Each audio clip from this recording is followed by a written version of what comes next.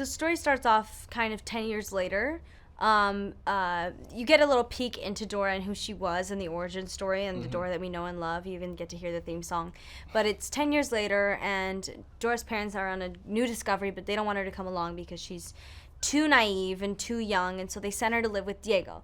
Diego left 10 years ago, though. He's now assimilated to society. Dora doesn't even have a phone. She doesn't know what's up. She goes to high school. She's a fish out of water. Yeah. Then all of a sudden, her parents get kidnapped.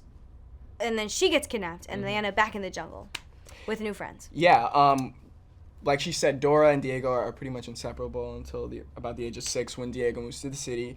And when we catch up with them and they reunite 10 years later and they're both teenagers, Diego is a little lost in high school and just trying to go with the flow and trying to really just worried about being Mr. Cool and worried about just fitting in because, you know, it's high school and sometimes it can be easier to just try and fit in with all the other fish. But Dora comes and is obviously has no social constructs at all and is just like unapologetically herself, and she's like, hi, I'm Dora to everyone, and he's just like cringing at every time she opens her mouth. It's like a cringe moment for him. But we see a really interesting arc. I think Dora helps every other character in the whole movie just really find themselves and realize what's really important, which is the real treasure is friendship and relationships and family and love.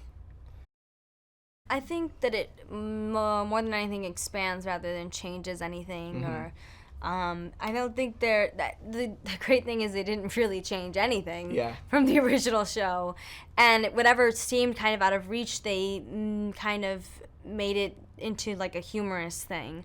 The breaking of the fourth wall. The talking backpacks, the talking like map, the talking map, all the fox, animals, everything. and the songs and the singing, and just really, really funny writing. I feel all warm and fuzzy inside about it. I mean, it's a feeling I can't really explain yet. I feel like I really got to grasp it when we had our screening in Miami and we were just surrounded by Latinos all and around, children and the perfect audience, and really thoroughly enjoying it.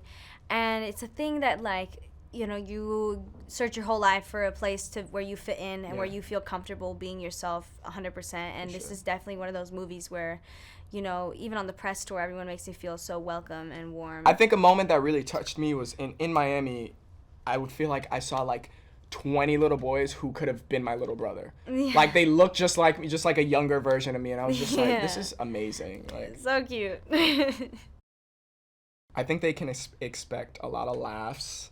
I mean, even the adults. I mean, there's a good handful of jokes that will go right over kids' heads and go right into the adults' ears and just crack them up. But they can expect laughter, joy, fun, adventure. All of the elements from the original show that you love, plus more. Plus much more. It's expanding on what you envisioned in your childhood. It's like taking that, putting it on steroids, and like making this big event that's also something that I'm really proud of when it comes to our culture. Yeah, and it really feels like a classic adventure movie. Like it just has that classic adventure movie vibe to it. It's crazy. Yeah.